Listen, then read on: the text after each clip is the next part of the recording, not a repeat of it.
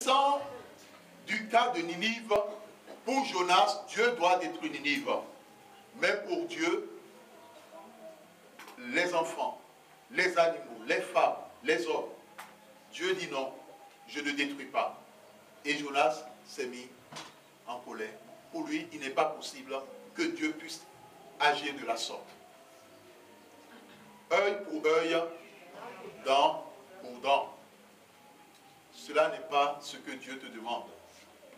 Mon frère, ma soeur, l'Éternel a dit, entre-temps, quand tu ne pardonnes pas, tu es enfermé dans la tombe des ténèbres.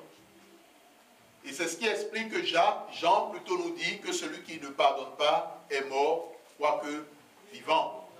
Or, vous savez, un mort ne peut pas hériter des bénédictions de Dieu. As-tu définitivement pardonné dans ton cœur? As-tu réellement réglé les choses? Bien aimé, quelquefois, les situations de haine, de mécontentement, d'amertume, d'un frère vis-à-vis d'une sœur, ou d'un autre frère, ou d'une autre sœur, d'un parent vis-à-vis de son enfant, ou d'un enfant vis-à-vis de son parent. C'est des situations qui sont mises en place par les ténèbres. En effet, lorsque quelqu'un qui est dans les ténèbres, ou lorsqu'un sorcier, comme le disait un sorcier converti, lorsqu'il veut toucher à une personne, à ses bénédictions, à sa vie, ils utilisent deux voies.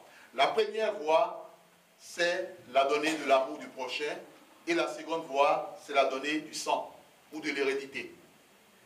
S'ils n'arrivent pas à toucher la personne par le lien du sang, ils amènent l'intéressé à être en colère contre son frère ou sa soeur ou contre son prochain et à ne pas pardonner. À partir du moment où cette personne est dans cette disposition, il peut faire de cette personne tout ce qu'il veut. Parce que cette personne n'est plus un avec l'Éternel. Lorsque tu ne pardonnes pas, la communion entre toi et Dieu, elle est brisée. Que tu le veuilles ou pas. Cela est une évidence, cela est une vérité. Ce n'est pas pour rien que Jésus insiste en disant 7 fois, 77 fois. Et qu'il donne la parabole de ce roi, de cet homme, à qui devait au roi. Et à qui l'on devait en retour. Finalement, pour ceux qui connaissent l'histoire, où s'est retrouvée la personne qui devait au roi? Il s'est retrouvé où la personne qui devait au roi? En prison. Il s'est retrouvé en prison. Quand tu ne pardonnes pas, tu es en prison, enchaîné. Et quand ça va loin, tu es dans une tombe. C'est la tombe des ténèbres. Mon frère, ma soeur, tu demandes à Dieu de te bénir. Tu demandes à Dieu de te sortir d'une situation. Mais tant que tu ne pardonnes pas, tu ne peux pas expérimenter les merveilles et les grâces de Dieu. Cela est une vérité. C'est ce qui fait que lorsque tu te rends compte qu'il y a un problème entre toi et ton frère et ta soeur, entre toi et ta mère ou ton père, essaie de régler la chose dans la prière. Bon, maintenant, si le père ou l'intéressé est dans les ténèbres, ça c'est une autre chose. Règle la situation devant Dieu. Parce que quelquefois, certaines personnes, ils saisissent la main tendue pour enfoncer le venin ou le crochet dans la main de l'intéressé.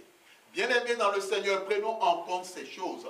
J'ai eu un cas d'une dame qui, à un moment donné, a constaté qu'elle n'arrivait pas à joindre la fin du mois. Elle travaillait, elle était secrétaire dans une grande institution, elle gagnait bien sa vie, mais au départ, elle n'avait pas ce problème. Mais un beau jour, elle s'est rendue compte qu'à partir des 15 du mois, l'argent, elle ne sait pas comment elle a utilisé son argent, mais il ne lui restait pratiquement plus grand chose. Elle a posé le problème au serviteur de Dieu. Le serviteur de Dieu s'est tourné vers l'Éternel. Éternel, pourquoi dans la vie de telle personne, elle a ce problème sur le plan financier? Alors l'Éternel de parler et de dire, c'est parce qu'elle n'a pas pardonné à son mari. Nous transmettons la commission, nous rencontrons la dame, nous lui disons, par rapport à ton problème, l'Éternel dit, tu n'as pas pardonné à ton mari. Et lorsqu'elle a reçu la parole de Dieu, elle s'est fondue en larmes. Et elle a narré l'histoire sur laquelle son mari lui avait été infidèle. Et suite à ce qui s'est passé, elle a pardonné, mais dans son cœur, chaque fois qu'elle pense à la situation, elle a du mal. Alors l'Éternel lui dit, si tu ne pardonnes pas, tes finances ne seront pas restaurées. C'est un choix. C'est un choix qu'elle devait faire. Dieu lui dit, moi je t'ai pardonné toutes les fois tes fautes. Mais pourquoi ne peux-tu pas pardonner à l'autre? Est-ce que tu sais même que ton mari s'est humilié devant moi et que je lui ai déjà pardonné? Parce que c'est ça le problème. Et c'est la difficulté que beaucoup de chrétiens ont aujourd'hui. La personne que tu ne veux pas pardonner, Dieu l'a déjà pardonnée. Elle s'est déjà réconciliée avec Dieu par rapport au mal ou par rapport à ce qu'elle t'a fait. Mais toi, ne sachant rien, tu demeures dans ta position. Et donc, en fin de compte, aux yeux de Dieu, la personne est justifiée, mais toi, tu es déclaré coupable. Toi, tu ne veux pas pardonner, mais Dieu a déjà pardonné la personne. Es-tu plus grand que Dieu? Es-tu au-dessus de Dieu? Parce que ceux qui n'ont pas l'habitude de pardonner, c'est des gens qui s'estiment étant au-dessus du Très-Haut. Or, nous sommes en dessous du Très-Haut. Si celui qui t'a créé a pardonné, pourquoi toi tu ne veux pas pardonner? Si celui qui t'a créé a pardonné à la personne, pourquoi tu as du mal à lui pardonner?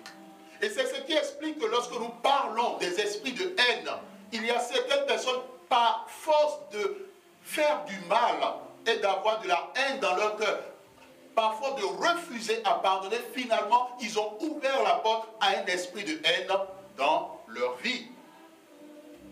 Et cet esprit les maintient enchaînés. Et les différents domaines de leur vie sont touchés. Les finances sont touchées. La santé est touchée. Les bénédictions sont touchées. Bien-aimé, l'Éternel ne veut plus que cela soit ainsi dans ta vie. C'est ce pourquoi il t'adresse ce message cet après-midi.